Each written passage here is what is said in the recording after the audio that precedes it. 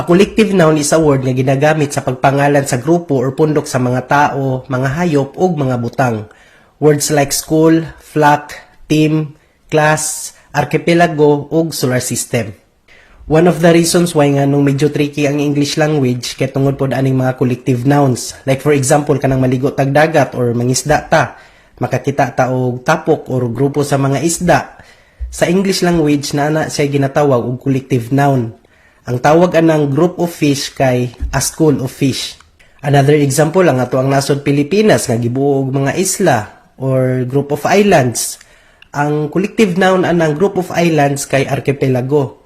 So mauna nga ang ato ang nasod kay ginatawag og the Philippine Archipelago. Alright, next ang group of planets, ang collective noun ana kay solar system.